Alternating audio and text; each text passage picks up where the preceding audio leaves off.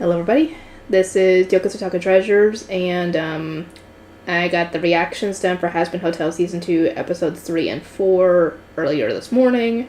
It's now afternoon, but this is going to be my review for Episode 3. Oh boy.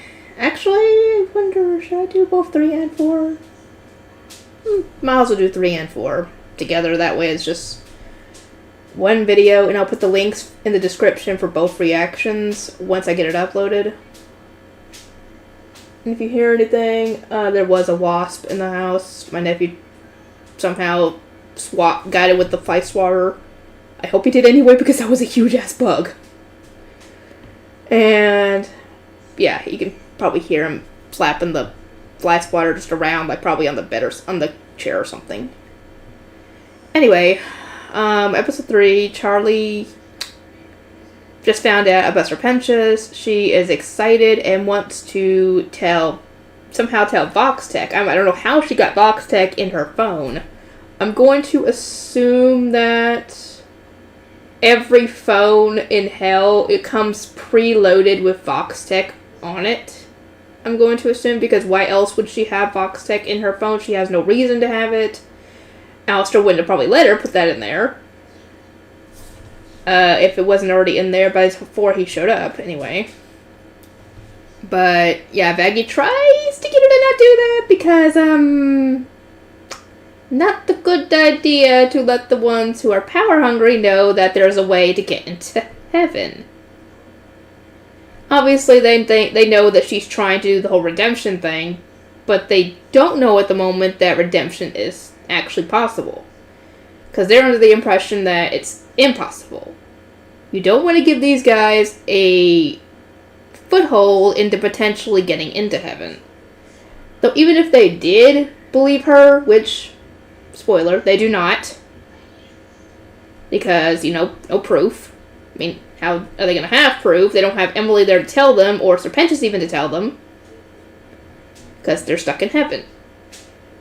And sadly, Charlie, I love Charlie a lot, but she doesn't listen to Vaggie. She crosses boundaries. She doesn't listen when Angel tells her to drop it. She doesn't listen when they tell her not to try and push speed running redemption, essentially, because obviously it wasn't going to work, because they don't even know how Penchus got into heaven in the first place. They don't know what his sin was that got him into hell in the first place, and thus they don't know what he did to redeem himself to get into heaven. And thus they can't recreate it in a different way for all the other characters, They can't do it for Alistair, they can't do it for Angel, Huss, Nifty, all the others. They can't do that because they don't know the specifics of what Serpentious' backstory was, how he ended up in hell, and what he did. Well, we know what he did. She actually figures it out, that essentially atoning for your sins that caused you to get in hell in the first place is what got him redeemed. But yeah, Vox and Velvet end up coming there and twist things around, trying to make her look bad, trying to make the hotel look bad, trying to make her dad look bad. They try to, do what the media does. They twist the words of what's going on, trying to make their enemies, aka Charlie and her family and everybody else, look bad, trying to strengthen their own cause. And the others show up, and Angel obviously gets upset that Vox and Velvet are there because they work with Val, and he doesn't want anything getting back to him about what's going on at all. And somehow Charlie manages to coerce Angel into being the guinea pig in speedrunning redemption. And to be fair, Husk did have a point that Angel was probably the closest out of all of them to being redeemed. But even he knows, more than likely, that it's not possible that he can be redeemed right now. Considering he is the only one out of the group, besides probably Alistair, that knows that Angel just signed his soul away to Valentino, and thus it is impossible for Angel to be redeemed until he loses that contract. Because even if he does all the right things, and he would have gotten redeemed, But that contract is tying him to hell, to Valentino, essentially. And he isn't going to be able to be redeemed until that contract is broken. Or until Valentino was killed with an angelic weapon. Whichever comes first. It'd be better for the latter, to be honest with you guys. I think everybody would agree on that one. I mean, the character design for Valentino is cool, but Valentino as a character is an awful piece of shit. Which is why he is in hell. Which Charlie...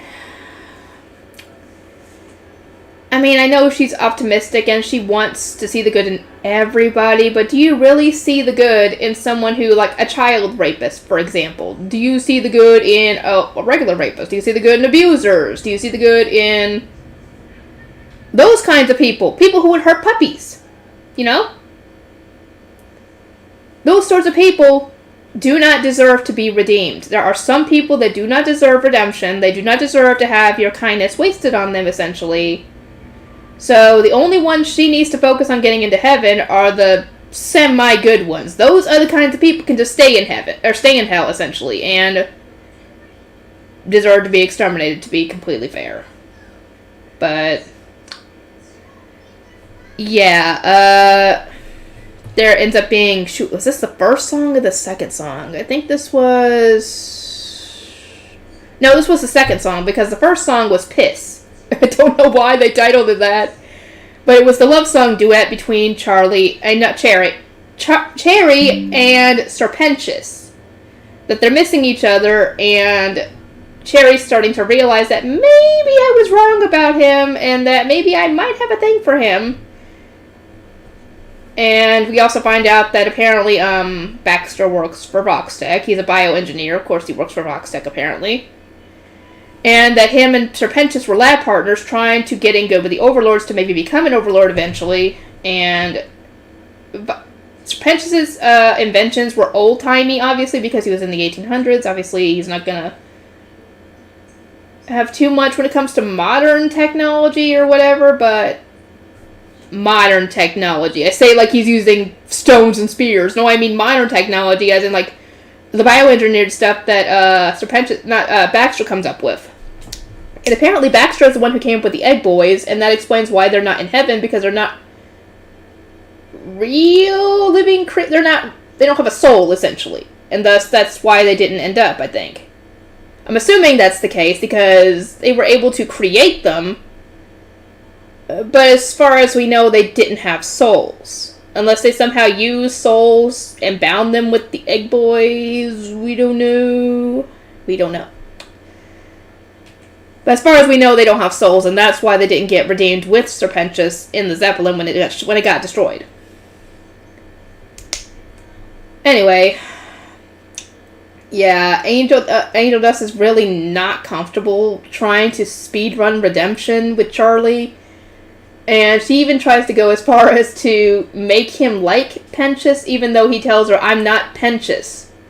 And then Charlie gets the bright idea that maybe the way to do this is with self-sacrifice, because that's what Pentious did. He sacrificed himself to save everybody there into fighting.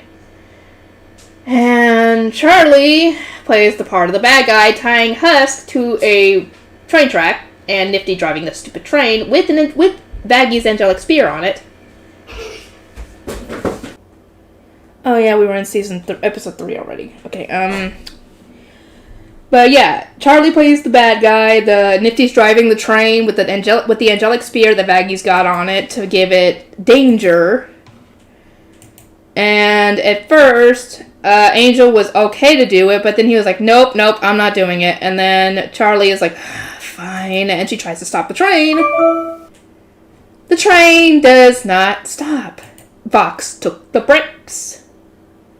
And because of this, when Angel hears this, he immediately does not hesitate. He rushes out and jumps on the train tracks, tries to shoot Husk free, doesn't get him free, and then jumps on the train tracks to try and block the train, or at least try and stop the train. Thankfully, he doesn't have to worry about that because Baggy swoops in and saves them both. Thank goodness. And Husk gets pissed at Angel for even considering sacrificing his life for himself. And Angel's like, why are you mad at me? I just saved your life. And I'm assuming it's because he thinks that Angel Dust's life is worth more than himself, which is very sad.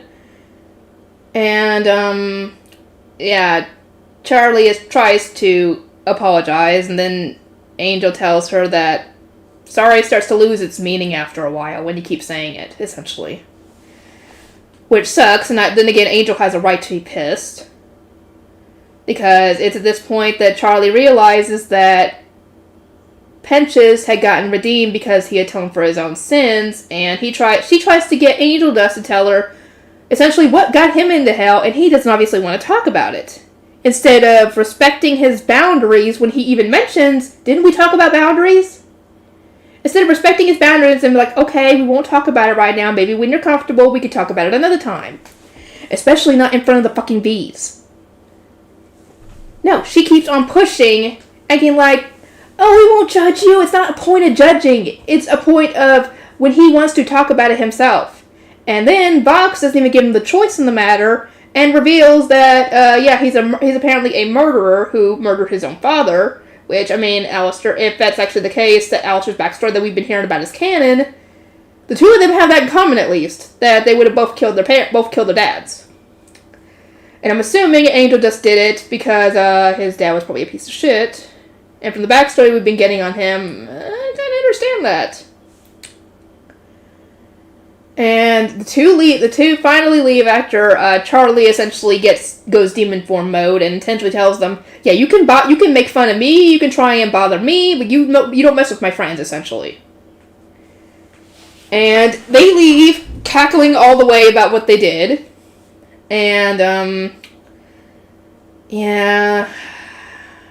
The two of them go back and leave Angel Dust there to, brood about what happened. Because, I mean, I can understand that because he's upset.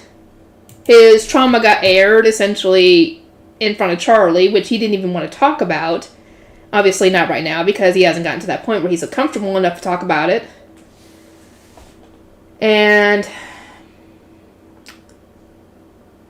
Vox ends up airing the special about Charlie, talking about what had happened, claiming that she was violent, she was abusive, blah, blah, blah, blah, blah, and a bunch of the guests return their keys, but Cherry grabs the key, which means she's checking into the hotel, whether she's doing it because she finally believes in redemption and wants to redeem herself, or because she wants to see Sir Penches again and punch him in the face or something for dying.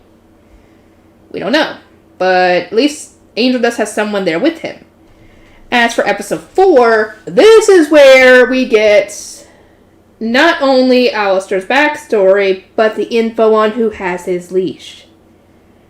And contrary to what everyone thinks, it's not who they think, actually. I even was surprised, because I was actually under the impression that it might have been Lilith, because they were both gone for 7 years. So, it's kind of then again, that would have been a little too easy to go with that route, because they were shoving that in our faces. That those two were both gone the same amount of time. He was on a leash with somebody's.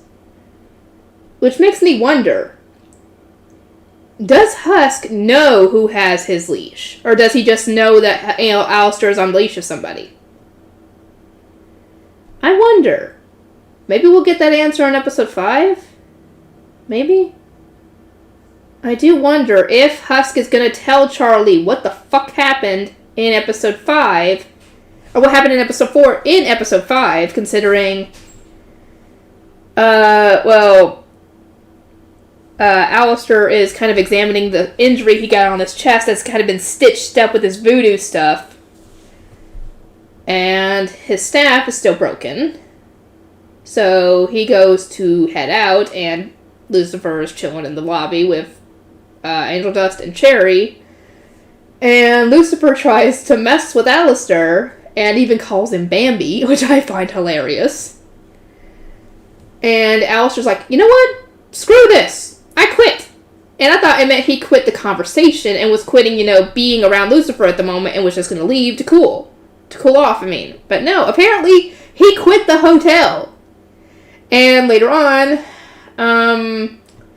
he he goes all dressed up fancy in a pink, I think it's a pink and white, or a very light red and white suit with the matching present, and I was like, who is he going to visit all dressed up? Because the only people I know of that he would know that he'd be that close to would be Rosie or Mimsy.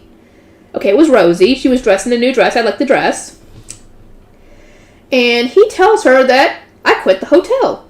And she's like, I thought she was just going to scold him for giving up this opportunity of being able to work with the princess and potentially having her, you know, being in her good graces. Because, you know, having someone that strong, or at least her father that strong as a potential ally, is something that you don't want to give up, you know, if you're trying to get power. Oh, no. Oh, no, no, no. If you have not seen episode 4, I recommend you go watch it now. Before I spoil this. Okay. You've gotten back. You've seen the episode. Okay, if you haven't seen it, I warned you.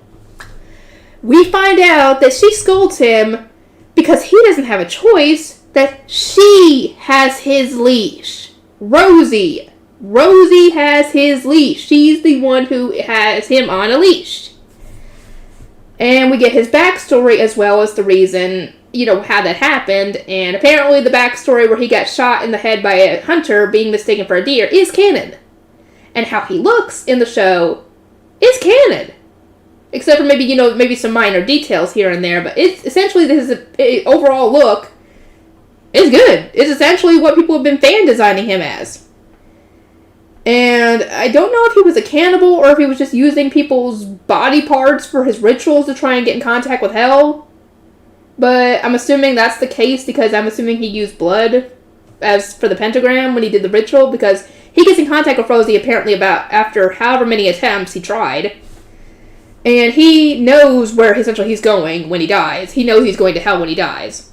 And he doesn't want to be a tortured soul. He wants to be essentially an overlord and be able to continue his little fun little thing he's been doing by killing people. I'm assuming he's been killing people that deserve it. I would hope anyway. But, yeah, Rosie offers him this power, but in return, he has to do a task for her. We do not find out what the task is. I'm assuming it has something to do with getting in good with the Morningstar family, maybe, because she told him he doesn't have a choice when it comes to the hotel. Or being, you know, working at the hotel, essentially. So, I'm assuming it has something to do with that. But, yeah, Rosie embarrasses Alistair and essentially tells him that, yeah, you have to do what I say. If I say sit, stay, beg, play dead, you have to do it, essentially. Essentially treating him like a pet. And Alistair isn't too thrilled about this. He hates it. To the point where I'm wondering if their friendship that they showed in season 1 was real. Or was Alistair just acting civil towards Rosie because, one, they're both overlords, and two, that she has his leash. Because you don't want to be snippy towards, the one who's got your soul in a bind, essentially. Literally. Now, I do wonder, was Rosie, I'm assuming Rosie is a Hellborn? But, unless she's an Overlord, unless she's a sinner just like him. I don't know, because we still don't have any clue on that one. But we did get a glimpse of human Mimsy, and she looks essentially how you would expect her to look, that she looks like in hell, essentially. Though we didn't get to see what her eyes looked like, because they were closed. But, yeah. And Alistair leaves after that little conversation with Rosie, and he is pissed. He's trying to find a way to get the fuck out of this deal. I thought he was going to use his favor to Charlie, but maybe that's to get through the task that he was given, because we still don't know what he has to do for that, or if he's even tried starting to complete that yet. But, I really hope the task is not to get rid of the Morningstar family. I really hope that's not the case, because that would explain why he hasn't gotten started on it yet, because they outrank him when it comes to power. Because they would essentially outkill him if he tried. I don't know. I don't think that's the case. I don't know what Rosie's endgame is when it comes to a task. I'd love to hear y'all's theories on that. Let me know. But, yeah, he essentially goes in and fights against Fox, trying to kick his ass, and failing to the point where Nifty had gone with Charlie on the 666 News to try and get rid of the bad press and set the record straight. She had taken Nifty for some strange reason. And we actually find out in this song that she sings that, Nifty can speak Japanese, apparently. I was very confused. So does that mean either she's part Japanese, or she just knows Japanese because she just learned a language while she was alive? We don't know. But yeah, she sees what's going on and immediately rushes out the door, full speed, very, very fast, I might add, goes to the hotel, grabs Husk, carries him back to where the fighting's going on, and they start fighting, and Husk accidentally gets Velvet's hair dirty with alcohol. He didn't mean to, obviously, and she gets pissed at him and starts attacking him, and he's like, what did I do? I'm sorry! And Nifty is obviously going after Valentine. I'm like, get him, Nifty! Because I wanted to see him pay for all the stuff he's done to Angel Dust and everybody else he's hurt. But, yeah, Alistair ends up stopping the fighting and makes a deal with Vox. Vox is very shocked by this because at first we know that Alistair had turned down his initial deal of working as business partners, and now he's starting to do this. And essentially his conditions were that Husk and Nifty get to go home without without getting hurt, and that Vox can, I'm assuming it was either, I can't remember what exactly was said, it was either Vox cannot lay a hand on Charlie Morningstar, or the V's cannot lay a hand on Charlie Morningstar. I'm assuming that Charlie has something to do with the task he was given, otherwise he wouldn't have specifically mentioned this. Or maybe he thinks that Rosie has taken a liking to Charlie, and, obviously anything happening to her would get him in trouble because he's supposed to be there for her, unless he's covering his bases. I'm assuming that's the case. Like I said, it's either that or his task involves Charlie for some reason. I don't know. But, yeah, he makes the deal with Vox. Vox is over the moon on this, and just taunts him and humiliates him on live TV. Charlie has no clue what the fuck is going on. She saw this, and he's like, what the fuck? Let me in! Let me go see what's going on! And she couldn't, obviously. And the funny thing is that Vox has a mask over Alistair's mouth, making him look like he's frowning. And I love that. And Alistair tries to mess with Vox even more, and we actually get to see the little deal that he initially tried to make with Alistair. Back when he had the box TV head.